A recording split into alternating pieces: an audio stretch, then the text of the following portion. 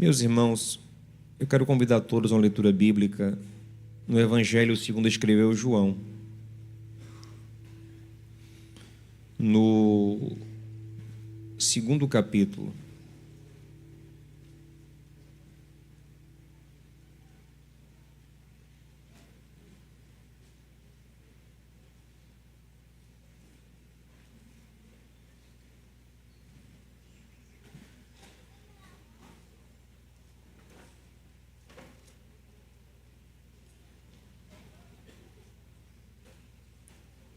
Cumprimento quem está assistindo também pelo YouTube, dizendo que é uma alegria ter você conosco. Fique à vontade para comentar, pedir oração, dizer de onde você acompanha o culto.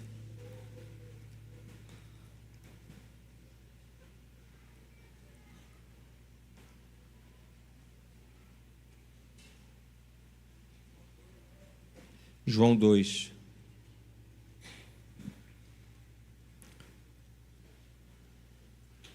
A partir do versículo 1.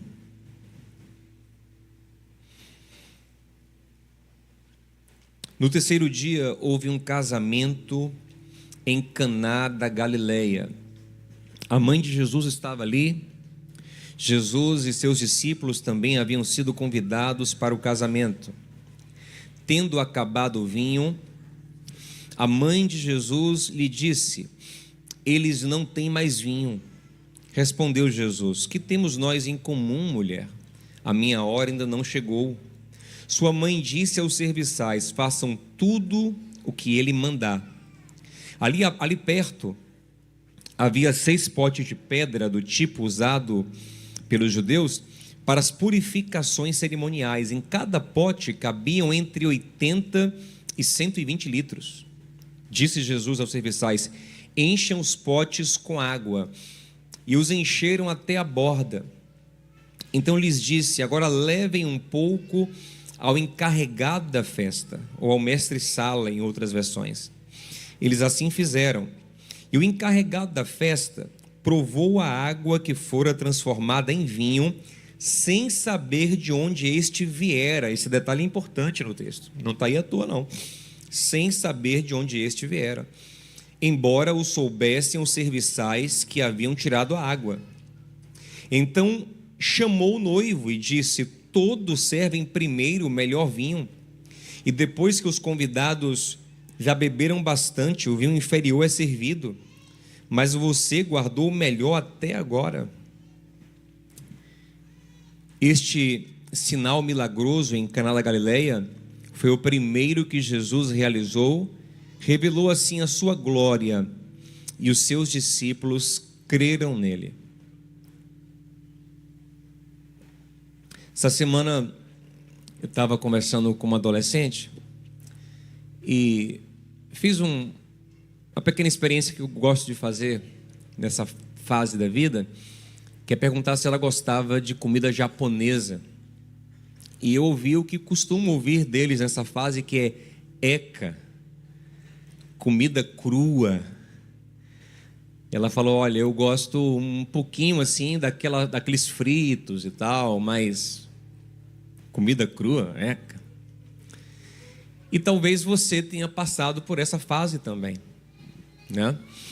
Eu lembro que eu, já mais velho, já adulto, eu tinha a mesma sensação: vou comer um peixe cru?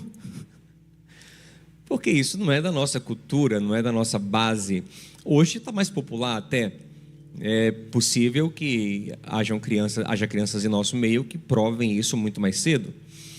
Mas nós costumamos provar alimentos crus já adultos. Então a gente tem que ter toda uma transição de percepção, de construção de paladar para apreciar esse tipo de comida.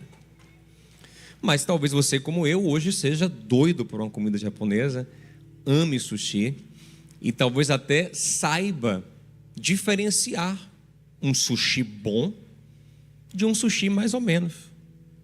Então olha como você transitou. Você, talvez como eu, nem gostava, nem cogitava comer sushi, achava que aquilo era esquisito, aquilo era nojento, Estava cru. Não se come carne crua. Mas hoje você não só gosta, como você tira onda. Esse não é o do bom, não. O seu paladar amadureceu nesse sentido, se desenvolveu nesse sentido. Agora, eu te pergunto uma coisa, a sua experiência com o sushi, dizendo que ele é gostoso, que ele é melhor do que outro, é uma experiência objetiva ou subjetiva?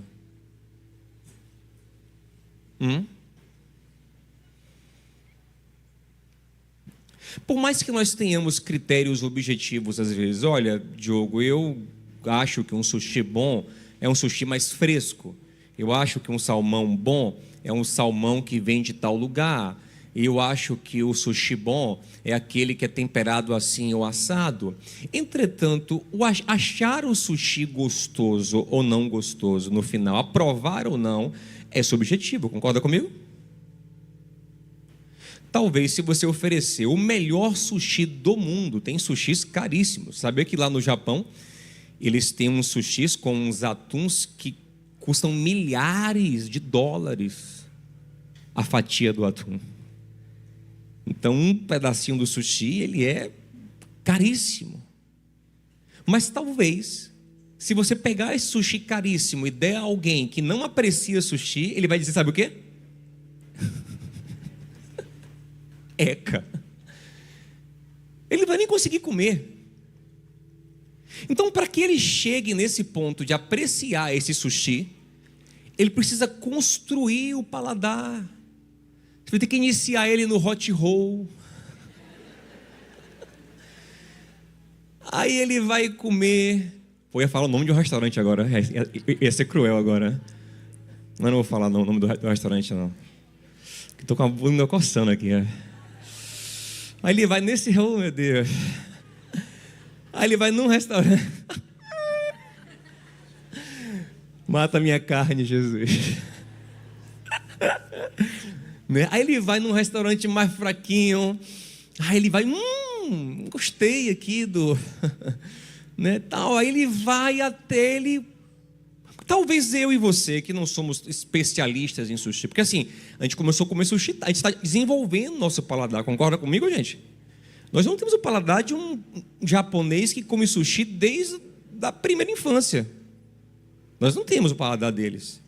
Talvez se a gente comer o sushi deles, com o atum deles, com o salmão deles, que é top do top do top, a gente não goste.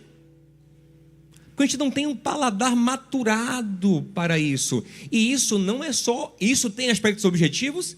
Tem. Mas no fim a experiência é subjetiva.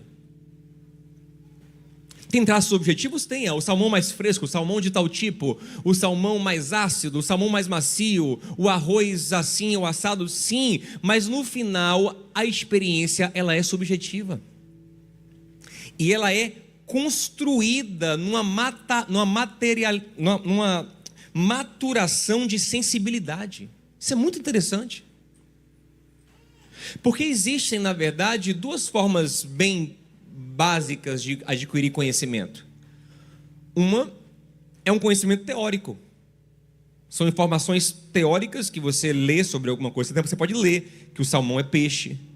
Você pode ler que a carne tem tantas gramas, em 100 gramas tem tanto de proteína, tem tanto de gordura. Isso é informação teórica. Você pode ter também aprender um conhecimento com informações técnicas científicas, que é pesando de fato a posta do salmão, que é testando em laboratório aquela carne para ver de fato os seus nutrientes, o que de fato tem ali, o nível de acidez, se está contaminado, se está pura. Entretanto, nem o conhecimento do livro, nem o conhecimento da balança do laboratório, eles podem traduzir a experiência subjetiva de que se ele é gostoso ou não. Concorda comigo? Isso é muito pessoal e tem que ser desenvolvida. Até porque dizem que a comida japonesa ela ativa um quinto paladar. Nós temos o doce, o salgado, o amargo e o azedo, né?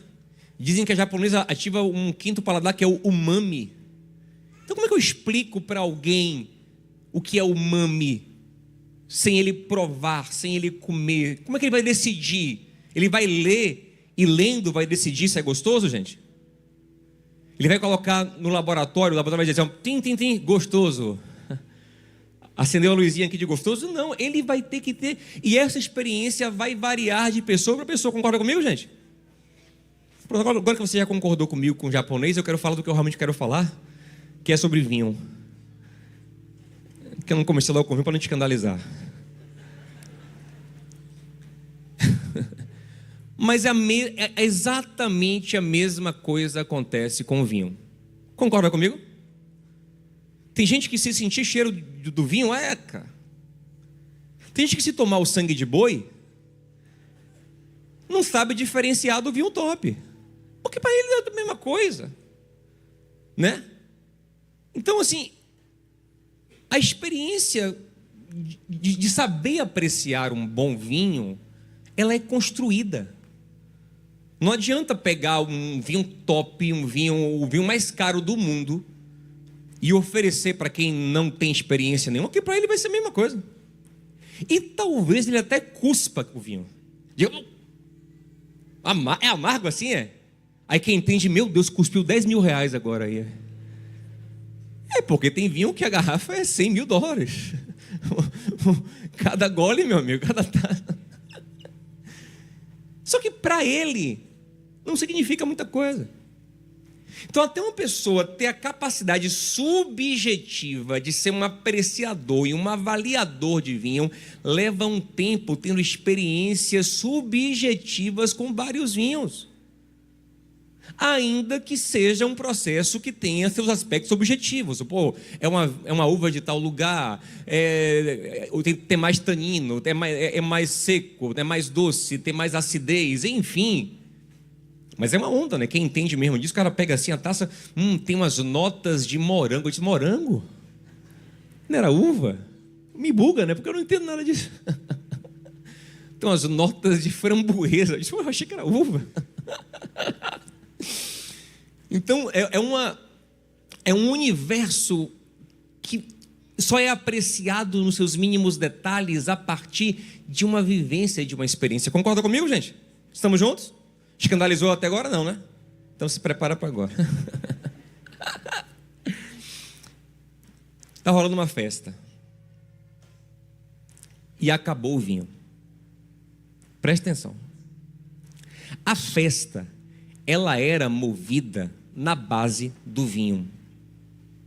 Era simplesmente o principal elemento da festa. Concorda comigo? O que tinha na festa era vinho, era a bebida que eles bebiam. E a festa era movida por vinho. O que mantinha a festa legal era vinho. Tanto que quando o vinho acaba, Maria está preocupada. Maria chama Jesus e fala, ela não explica, ela só fala, acabou o vinho. Eles não têm mais vinho. Ela não tem que explicar, meu filho, você sabe. Ele entende, ele como um judeu, sabe que aquela frase significa tragédia, vergonha. Acabou o vinho. E é interessante que eles usavam uma estratégia na festa, que está no texto, que era primeiro dar o vinho, o melhor vinho no início, que a galera está com o paladar mais aguçado, para impressionar. E depois, à medida que ia rolando a festa, que a festa durava vários dias, ia empurrando os vinhos mais simples. No final era o sangue de boi mesmo, era o que tivesse, que ninguém ligava mais. Então o impacto inicial importava. Mas tinha um cara na festa que se mantinha mais sóbrio, ele não bebia muito, ele dava só umas beliscadinhas. Era o mestre de cerimônia, o sommelier. Era o cara que mais entendia de vinho na festa. Se alguém entendia de vinho, era esse cara. Era um cara experiente, era um cara que cada final de semana, cada semana, estava numa festa diferente. Ele trabalhava com isso. Ele sabia a uva lá de Tiberíades, a uva dos montes de Jerusalém, a uva que vem do Líbano, a uva que vem da Síria, a uva da Turquia. Ele conhecia o vinho egípcio, ele conhecia de vinho. Cara experiente, o paladar desenvolvido. A subjetividade dele está desenvolvida. E aí Jesus, quando entra em cena, e faz uma pancada de vinho. Calcule depois. 6 potes que cabem entre 80 e 120 litros. Quantas garrafas de vinho não dá isso? Para lá de quase 700 garrafas de vinho. Quando Jesus faz muito vinho, vinho pra caramba, tem vinho para abastecer a festa toda durante muito tempo, ele dá uma ordem: epa, não serve ninguém ainda, não serve ninguém. Pega um pouco, ele fala, olha o texto, pega um pouco e leva no miudinho para o mestre-sala. Mas não faz propaganda não, diga, aqui o dia, não. Só bota na taça. Teste cego para ele. Teste cego. Porque você sabe que saber a origem nos influencia na percepção. É tão subjetiva a percepção que uma informação de onde vem nos influencia. Sabe que quando vão provar produtos novos, muitas empresas fazem isso, né? Então bota assim um produto que é tipo assim, estão fazendo um refrigerante de cola. Quer saber se é bom? Bota a Coca-Cola, que é a referência, teste cego, e o provador toma a Coca e toma o produto para ele avaliar. Porque se ele já partir sabendo que um é Coca e o outro é Bilu Cola, ele já vai para o Bilu, sabe? Fechado. Então o teste cego é para não influenciar a sua percepção. E Jesus está fazendo um teste cego. Vai no miudinho, entrega. Aí o texto fala que levam o vinho para o cara, um pouco do vinho para o cara, sem ele saber de onde veio. E aí ele está vindo, ele está pegando os vinhos e o que ele faz, né? Ele é o cara que mantém a festa viva. O que ele faz? Ele prova os vinhos, e depois de provar ele fala: gente, um Cabernet Sauvignon agora de Tiberíades, hein? Gente, um Bordeaux da Síria, viu? Gente, vai sair agora sei lá, gente, se eu falar besteira aqui, eu não entendo de vinho não, viu? Graças a Deus, um pastor também que entende tudo. Brincadeira. Podia entender, não tem problema nenhum. Aí, aqui, ele vai fazendo a propaganda. Gente, vai sair agora, entendeu? Aí ele vai fazendo. Quando chegasse no sangue de boi, gente, é o sangue de boi agora. Aí chegava, tá em alta, ninguém tá nem aí mais. Não era para você entender essa, não.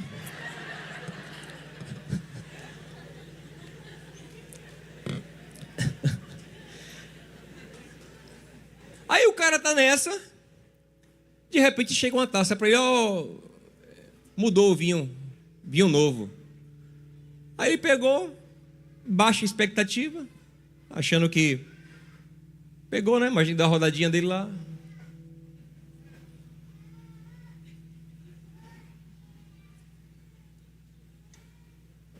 Toma um susto. Chama o noivo agora. Não chama o noivo agora. Como é que ele faz um negócio desse? E ninguém chama um noivo num casamento à toa. Só chama quando o negócio é sério. Chama o noivo agora, tem que falar com ele. Ela mandou chamar o noivo. E disse: como é que você faz um negócio desse, rapaz? A gente não combinou que você pega o vinho top e bota logo no início? Como é que você guardou o melhor para nunca que vinho? O melhor vinho? Até agora perdeu a oportunidade. Você não te impactar, rapaz. Como é que você faz um negócio desse? Mas o cara disse: eu não. O cara fez o que ele podia, deu o melhor vinho dele, mas já tinha acabado o melhor, o meeiro, o pior. Era que o de Jesus era melhor do que o melhor. E observe que ele está preocupado com isso, porque ele não mandou servir logo. A intenção dele não é só abastecer a festa. Ele quer que o vinho dele seja provado. Ele quer que o aspecto subjetivo do vinho dele seja avaliado. Ele não mandou o vinho para a mãe dele: mãinha, já que a senhora me encheu o saco aqui, prova aí. Não foi, até que minha irmã Maria não bebia muito vinho assim. Ele não mandou Pedro, coitado, Galileia, o bichinho da roça, tadinho, pescador que não tinha condição de comprar vinho bom, provar, que Pedro não entendia. Ele não mandou Judas, até porque Judas ia querer roubar os vinhos todos, provar. Ele não mandou Tomé, quer dizer: o senhor fez mesmo?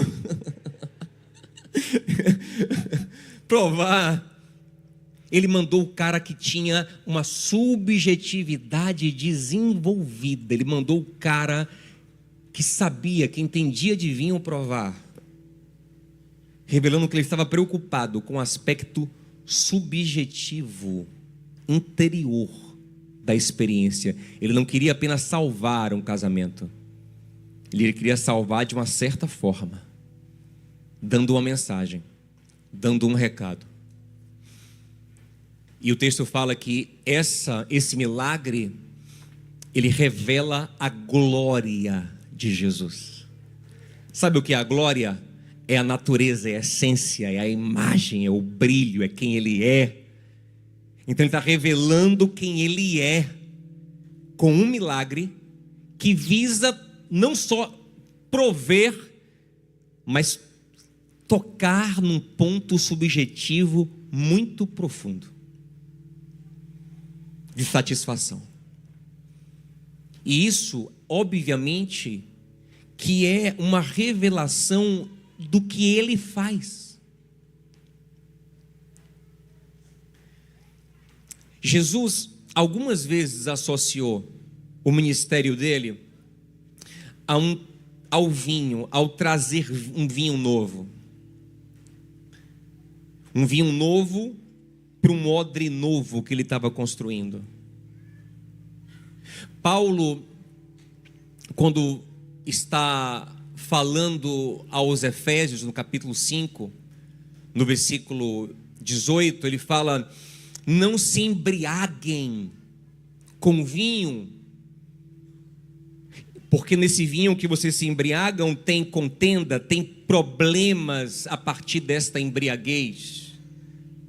Mas ele disse: encham-se com o Espírito Santo. Por que Paulo está falando para crentes não se embriagarem com vinho? Porque era o que os antigos mais faziam, e até hoje nós mais fazemos, para ter uma subjetividade liberta, tocada, alterada, ter uma experiência sensorial profunda, que era usar uma droga. E a principal droga era o álcool, e ainda é no mundo. E Paulo está dizendo: olha, eu entendo a necessidade de ter um toque interior, um prazer, uma alegria, uma libertação, uma euforia, um encorajamento, uma desinibição, uma sensação, sim. Essa subjetividade, ela é uma sensação a partir do vinho. A Bíblia reconhece isso. Provérbios 31:6, por exemplo, diz assim: dê vinho ao amargurado de espírito, reconhecendo o papel, muitas vezes, terapêutico que essa droga é capaz de exercer, aliviando, tirando, abrindo portais de transcendência de consciência, aliviando fardos, trazendo uma alegria. Só que Paulo fala: olha, há um problema, porque o vinho, você pode até usar ele, mas você vai querer mais, você vai querer se encher, e aí quando você se embriagar dele, vai ter problema, vai ter vício, vai ter contenda, vai ter perda de domínio próprio, vai ter problemas para você quando você se embriagar. E aí Paulo, nesse contexto, fala: enchei-vos. Esse enchei-vos aqui, ele está ligado com o embriagar de antes. Você não pode se encher de vinho, mas você pode se encher do Espírito. E a ideia de Paulo é a mesma.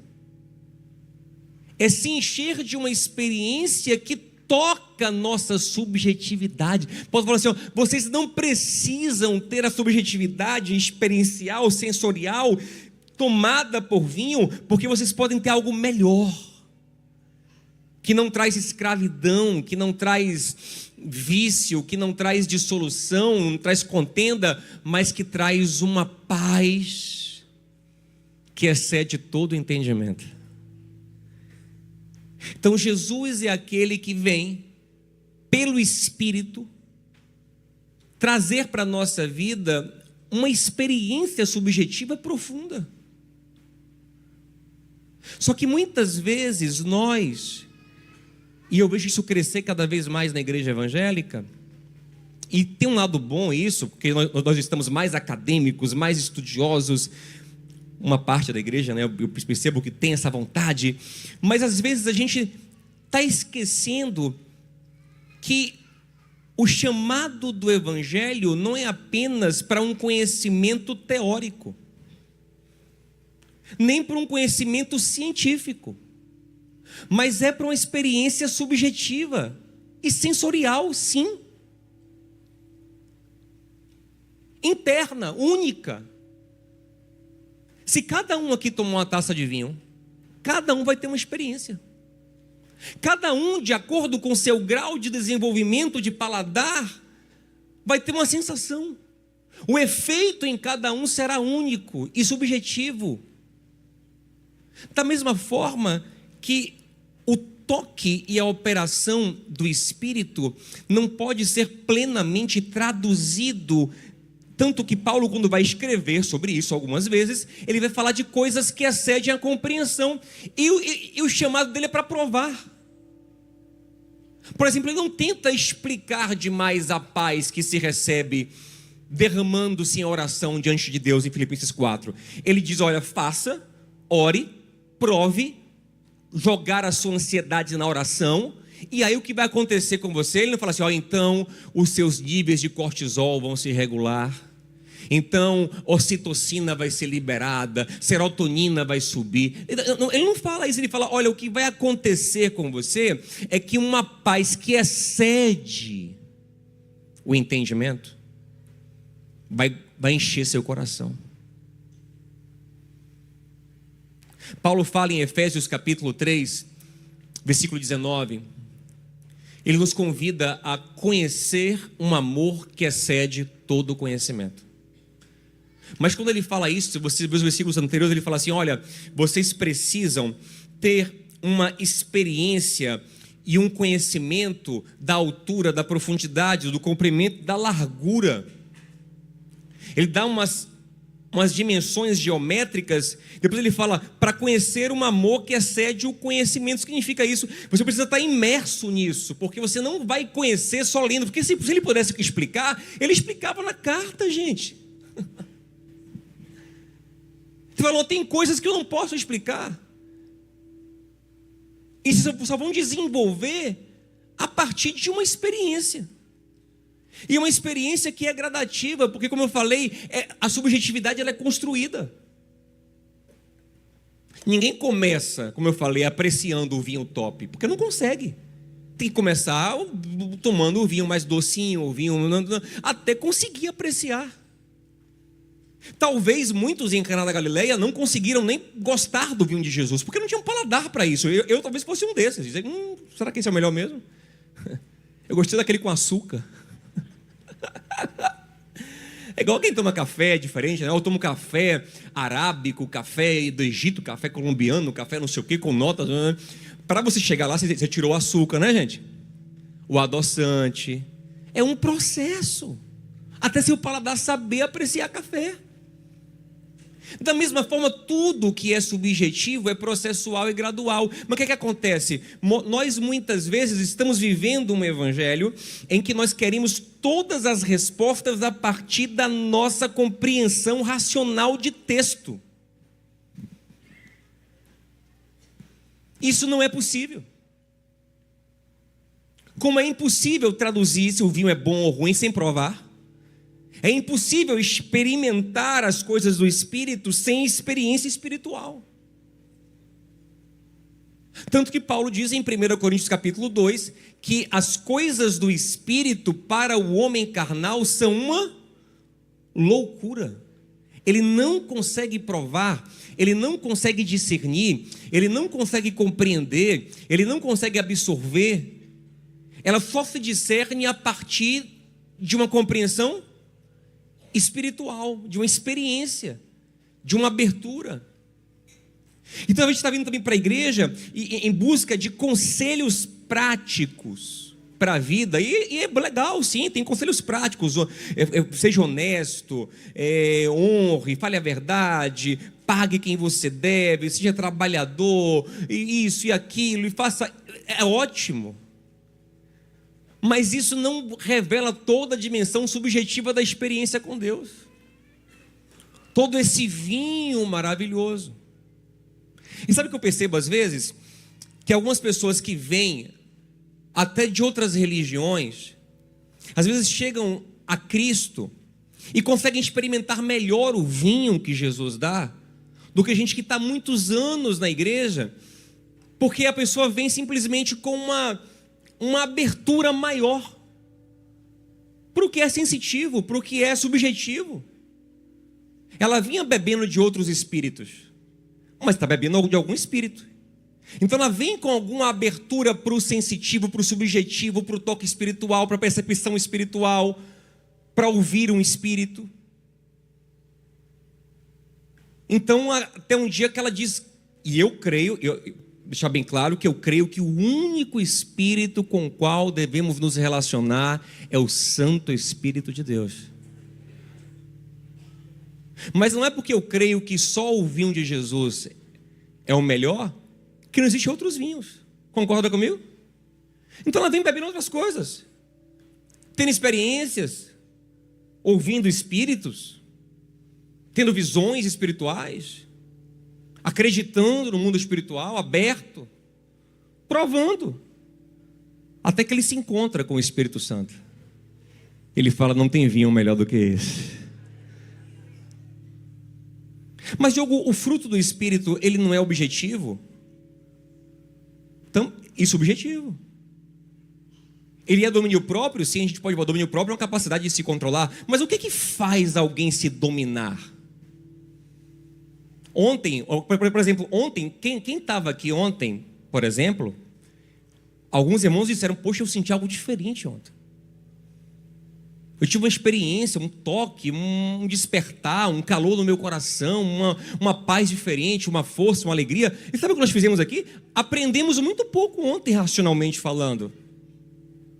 A gente compartilhou a palavra um pouquinho. A gente basicamente orou e adorou ao Senhor.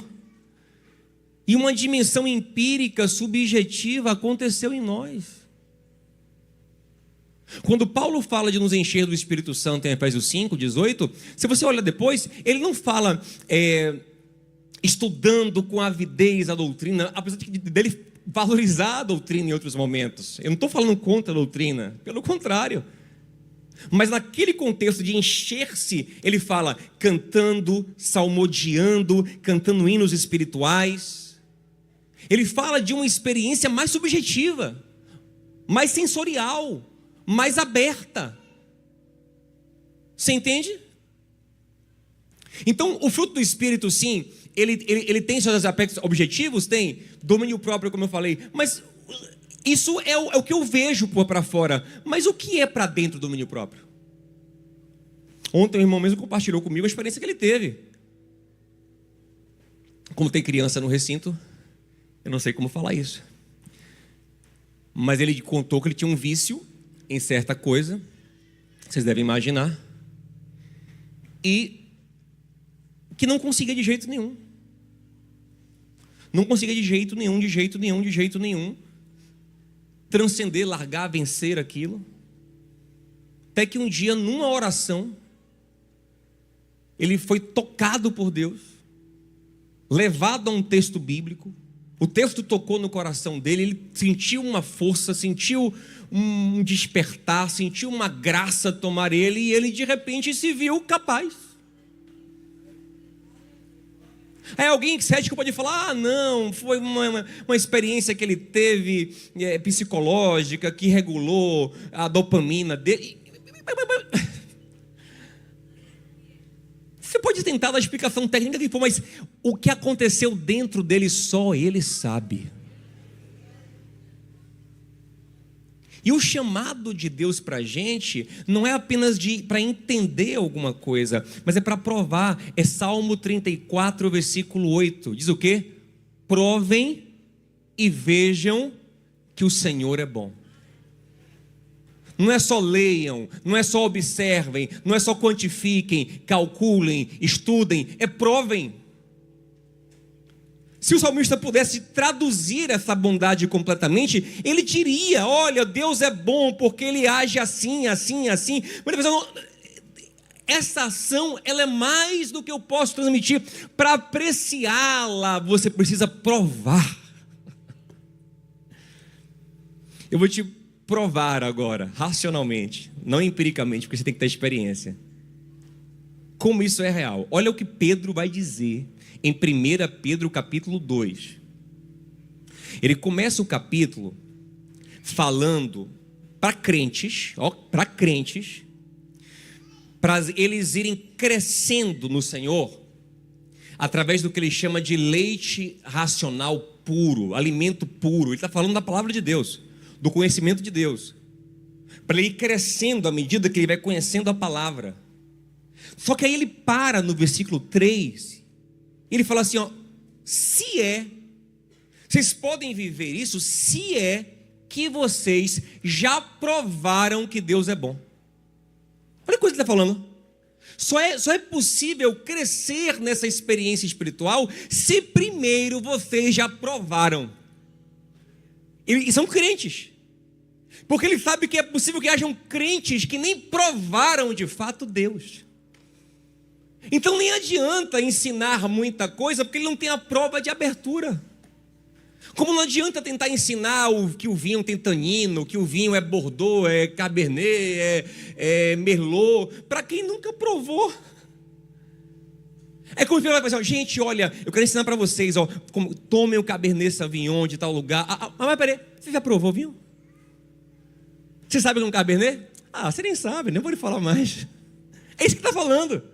Só adianta eu continuar ensinando para vocês se vocês já provaram. Pergunta ao seu irmão, já provou, meu irmão?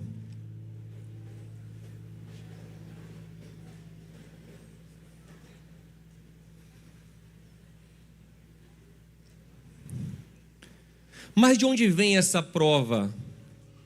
De uma abertura. Em algumas religiões, em algumas seitas, como é que se abre para o sensorial, para o mundo transcendente? O cara toma alguma droga, um chá, um alucinógeno, uma erva. Tem a galera no Capão lá que faz um negócio diferente lá. Mas como é que nós provamos? A Bíblia diz que é através da fé. E a fé vem de ouvir a palavra. Então é um processo, você ouve a palavra, crê, se abre.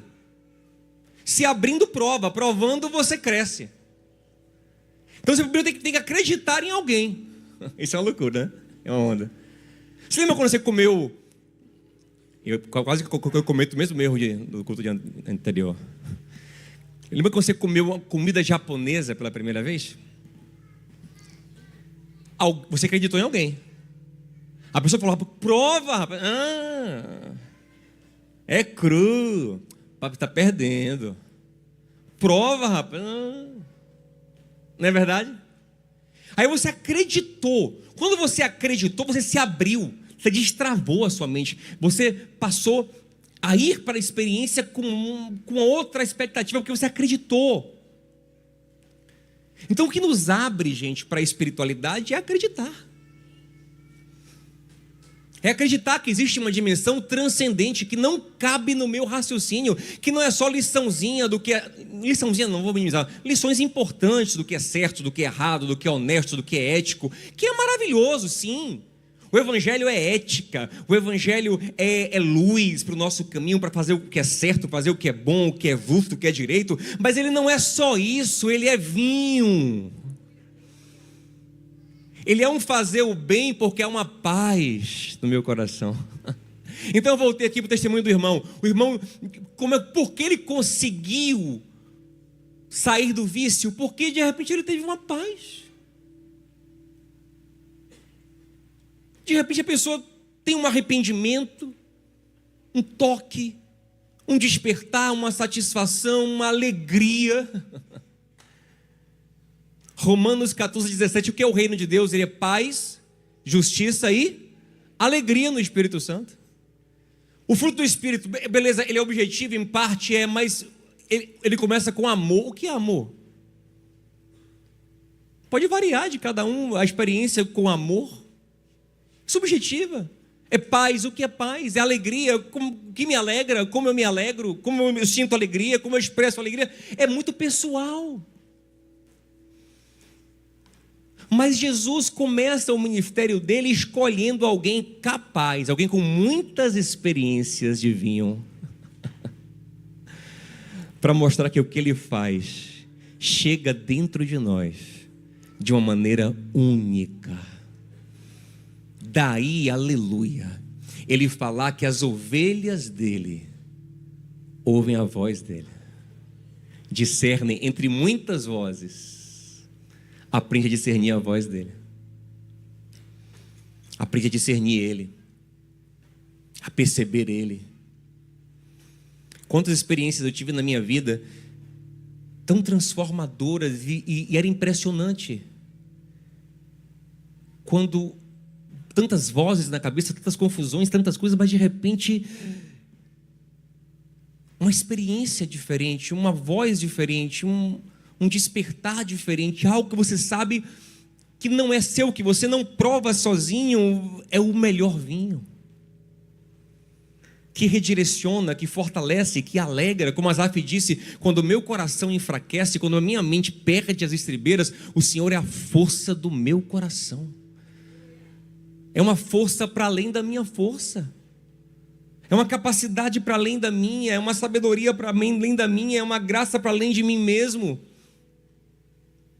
Mas isso vai sendo desenvolvido.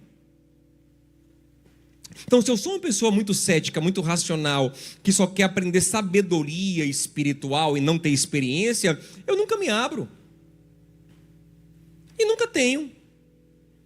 Porque eu não lido com isso, eu não penso nisso, eu não considero isso, eu não me debruço sobre isso. Porque o cara que está tomando vinho e está aprendendo, está treinando a subjetividade dele, ele leva um tempo. Aprendi, entendi, registrei, agora entendi, sabe, é um tempo. Ficou até meio pentecostal aqui. Discernir, agora, Senhor, glória.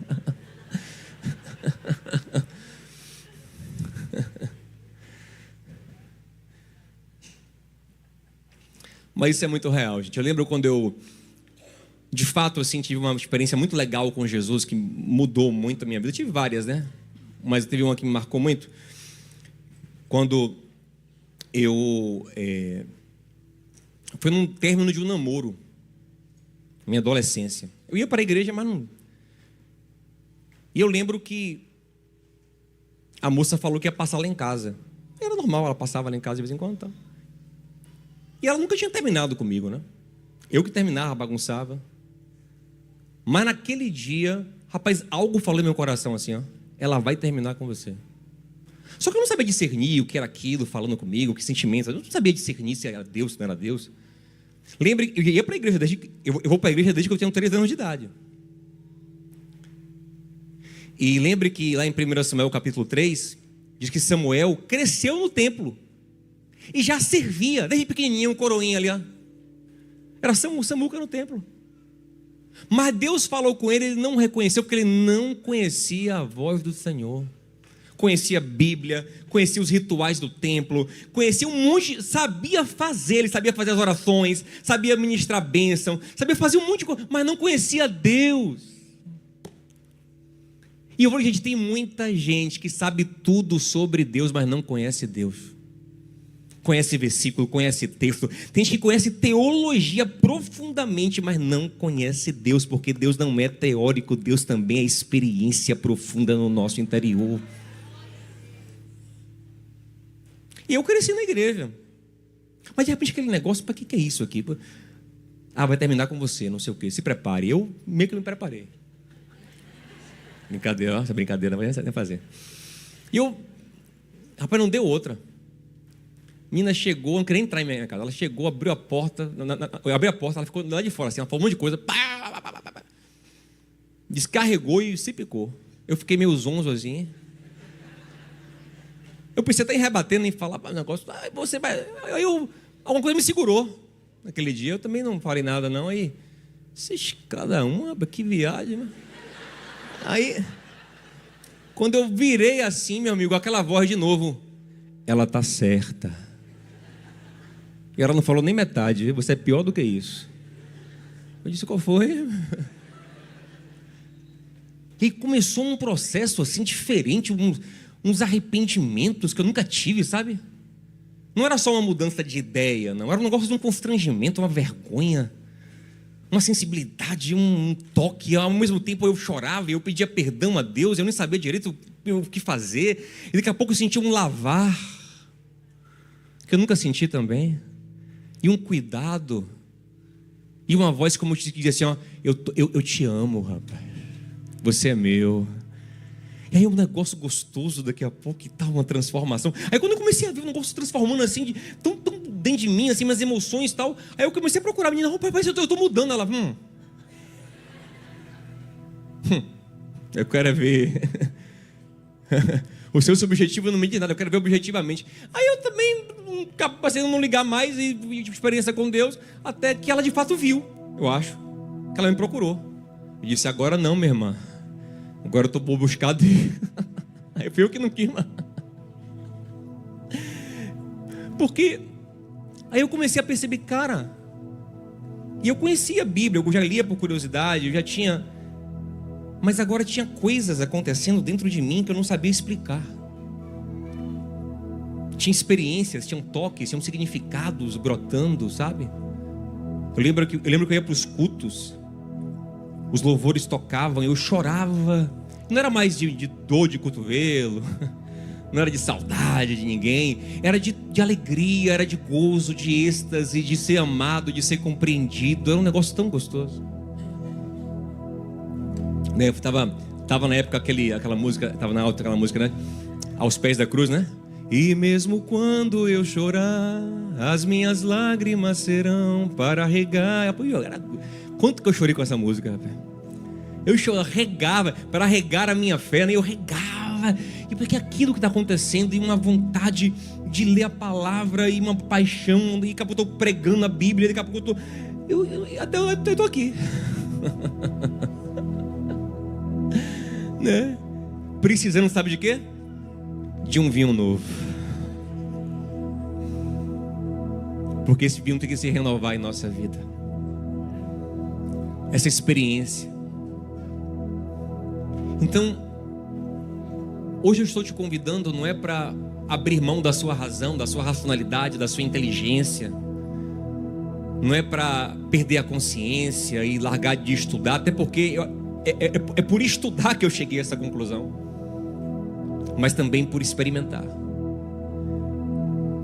Eu quero te convidar a entregar esse lugar de subjetividade ao Senhor. A gente tem medo. Tem gente que tem medo até de beber ou de usar um psicotrópico, um remédio psiquiátrico, porque ele tem medo disso. Não, quero manter 100% do controle daqui da minha consciência. Não posso, não. Eu vejo que você não tem 100% do controle da sua mente, não. Você controla um pouquinho do seu consciente. E existe toda uma profundidade em você que é incontrolável. E a proposta é que você se abra para que o Espírito Santo te enche. Você se abra e considere essa presença, essa experiência, esse toque, essa graça, essa dimensão interior profunda. E continue aprendendo, e continue crescendo no conhecimento, mas que você prove que Deus é bom. E eu repito, grava esse texto de Pedro para te encerrar. Olha o que ele falou: vá crescendo pelo leite racional, ele fala. Vá crescendo pelo conhecimento racional. Mas peraí, se vocês já provaram que ele é bom, já provou? Não adianta nem estudar muito se você não provou, você entende? É um estudo seco, mecânico, vaidoso, carnal. Então há hoje quem estude para parecer que sabe mais, para se provar sobre o outro, para se destacar. Por quê? Porque não existe ainda a experiência com o Deus do texto, com o Deus para o qual o texto aponta,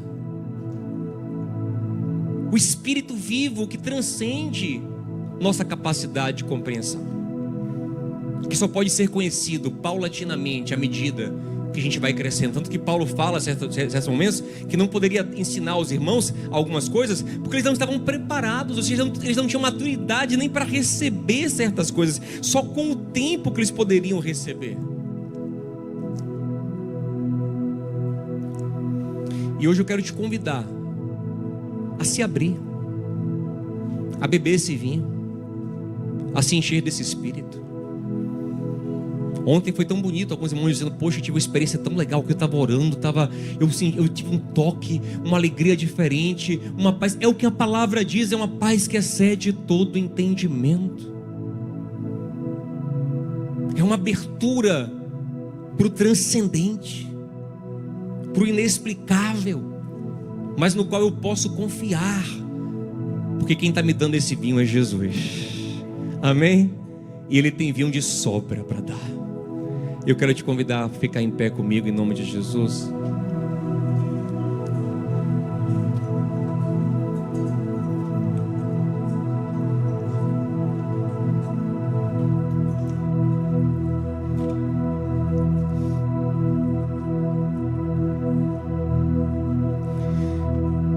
Entenda que você está lidando com Deus que vai tocar em você para além do que você pode entender. Lidando com Deus que vai tocar em você para além do que você pode racionalizar.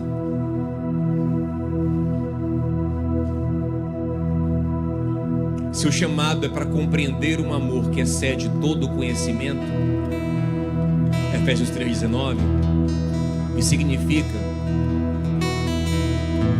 que não há como estudar isso teoricamente. E Paulo está falando: eu oro para que vocês tenham essa experiência, para que conheçam a altura, a profundidade, a largura, o comprimento, sejam imersos nisso. Se ele pudesse explicar, ele explicaria, não tem como explicar. E aí chega no versículo 20, sabe o que ele fala? Porque Deus, nesse contexto de compreender o incompreensível pela experiência, pela sensibilidade, aí ele fala: porque Deus, porque Ele é capaz de fazer infinitamente mais do que o que pedimos ou pensamos. E o resto do texto: segundo o poder dele que opera, ou se opera um poder em mim, que faz em mim para além do que eu consigo imaginar. Você entende isso? Se entende, então busca experimentar. Aí você vai entender mais ainda. Comece a orar, e a gente tem que orar a oração mais recomendada na Escritura, que é: Senhor, me enche da Tua presença, me enche do Teu Espírito, toca em mim em lugares que eu não toco, resolve em mim problemas que eu não sei resolver, pacifica o meu coração de uma forma que transcende tudo, me dá a alegria que só o Senhor pode dar, me dá a paz que só o Senhor pode dar, me dá esse fruto do Espírito. Senhor, o Senhor é poderoso para fazer isso.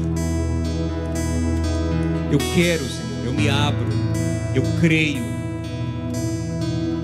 Eu quero ser inteligente, eu quero compreender o que é sabedoria do Senhor, mas eu quero ser tocado por uma sabedoria que me transcende. Eu quero ser cheio de uma alegria que rompe tudo. Eu quero ser cheio desse vinho. E eu tenho certeza que o vinho dele vai ser o melhor vinho que já provamos na vida. O que nenhuma outra experiência pode nos dar.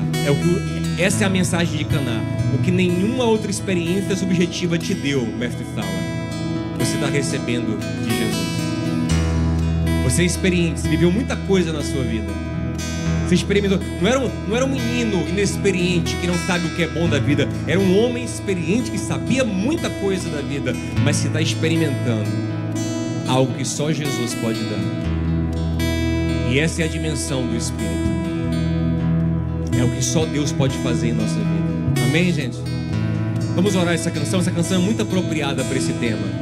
Ore essa canção com o nosso ministério de louvor. Vamos orar junto? Não há nada igual, não há há nada melhor a que se comparar, a esperança viva,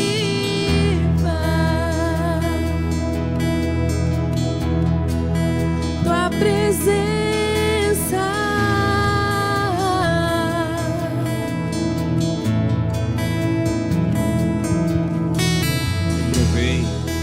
Eu provei e vi o mais doce amor que liberta o meu ser e a vergonha desfaz.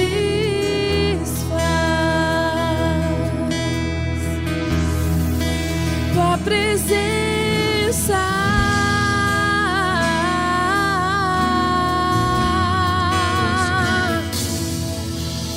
Santo Espírito, és bem-vindo aqui. Vem inundar, encher esse lugar. É o desejo do meu coração. Sermos inundados por tua glória, Senhor.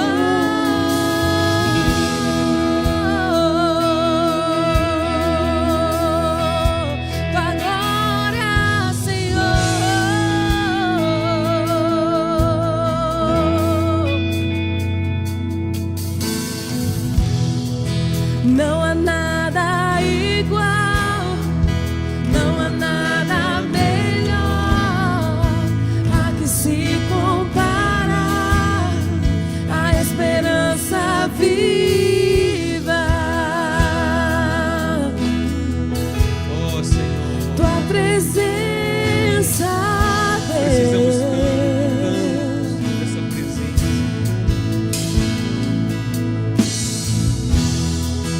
Eu provei e vi o mais doce amor que liberta o meu ser e a vergonha desfaz.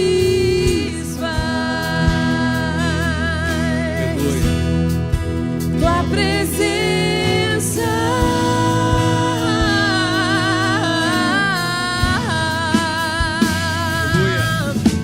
Santo Espírito, és bem-vindo aqui. Vem inundar, encher esse lugar. É o desejo do meu coração. Sermos inundados por tua glória, Senhor. Santo Espírito, és bem-vindo aqui.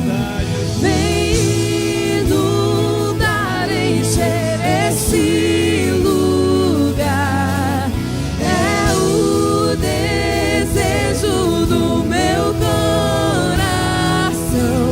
Sermos inundados por tua glória, Senhor.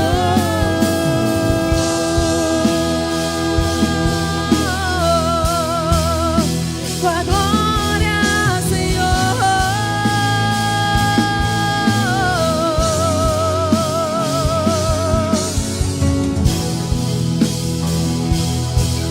Peça ao Senhor nesse momento, pelo Espírito, que dá experiências com o teu vinho, com a tua presença. Senhor, eu quero, peça a Ele. Vamos provar o quão real. Vamos provar da tua glória e bondade. Vamos provar o quão real é sua presença. Vamos provar da sua glória e bondade. Vamos provar o quão real é sua presença. Vamos provar.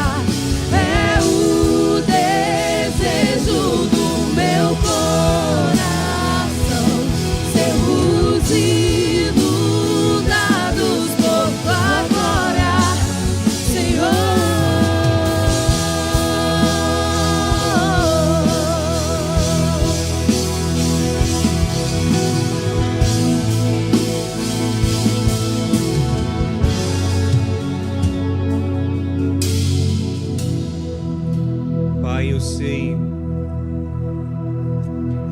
que talvez nós nem tenhamos a capacidade de provar o melhor vinho e gostar dele, de tão imaturo que está nosso paladar espiritual.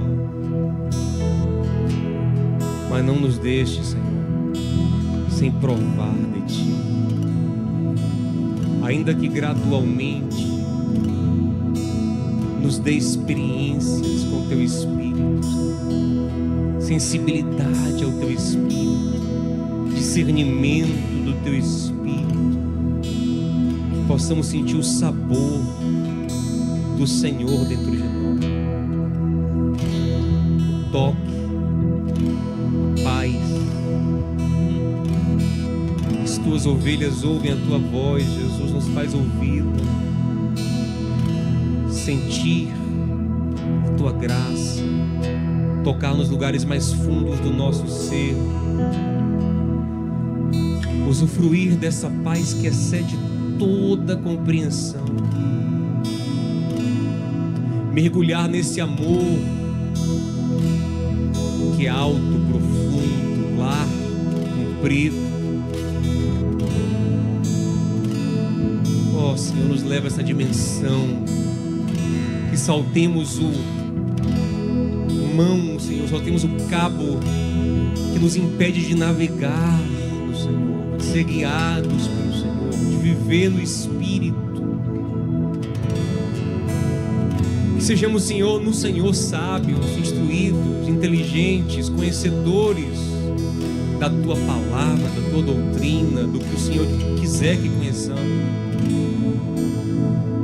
mas que tenhamos esse vinho dentro de nós, essa experiência, esse prazer, essa alegria que vem do Teu Espírito. Pai, vem salvar a nossa festa. Quem sabe nossa festa está acabando, tentamos já vários vinhos, mas eles acabaram, a alegria acabou, se esvaiu no trabalho, nas relações, no consumo. A alegria acabou. Tu és a nossa esperança do melhor vinho. Vem com Teu Espírito, Senhor, trazer a alegria do Teu reino, alegria profunda, transcendente. Oh Senhor, nos dá experiência com o Senhor. Derrama sobre a Tua igreja o Teu Santo Espírito. Derrama sobre os Teus a Tua presença. Derrama a Tua unção. Em nome de Jesus. Em nome de Jesus, derrama, Senhor, de Ti. E nos dá experiências profundas, internas, subjetivas, mas reais. Ninguém poderia dizer aquele mestre Sala que o vinho que ele estava tomando não era gostoso. Era gostoso na boca dele. E ninguém poderá dizer o sabor do que experimentaremos do Senhor, mas nós experimentaremos, Senhor. Em nome de Jesus. Em nome de Jesus. Deixa eu falar uma última coisa que o Senhor traz ao meu coração aqui, para você ver como é que é a fé. Em nenhum momento no texto você vai ver dizendo assim: então a água virou vinho. Não, o texto deixa em suspense o tempo todo. E o texto fala assim, ó, até quando o cara vai provar, o texto fala assim, ó, então ele tomou a água transformada em vinho. E como se ele não soubesse ainda se é água ou se é vinho, porque ninguém sabe direito, é água, é vinho, ninguém sabe direito. Mas quem prova diz é vinho. E assim são muitas coisas espirituais. Quem está de fora não sabe. Eu não sei, peguei aqui, servi ali, não sei. Mas quem prova vai saber. E você vai saber que teve uma experiência com Deus. Ninguém poderá tirar de você: eu tive experiência com Deus. Quem está de fora não vai saber. Nem o escritor sabia. A água transformada em vinho. Para de descer depois. É água ou é vinho? Nem ele sabe direito, mas quem prova sabe. E você vai saber: tive experiência com o Espírito Santo de Deus. Você crê nisso, meu amado? Quem crê verá a glória de Deus. Que o amor de Deus, o nosso Pai, a graça de Cristo nosso Senhor, a comunhão, a presença, a unção, o guiar, a direção, a experiência com o Espírito Santo seja com você e com a sua casa, em nome de Jesus. Antes de ir embora, compartilhe essa unção com alguém perto de você. Abraça ele, Deus te abençoe, meu irmão. Te dê uma boa semana, cheia de graça, cheia de vida, cheia da presença de Deus. Deus te renove, te fortaleça, em nome de Jesus. Boa semana, Deus te abençoe.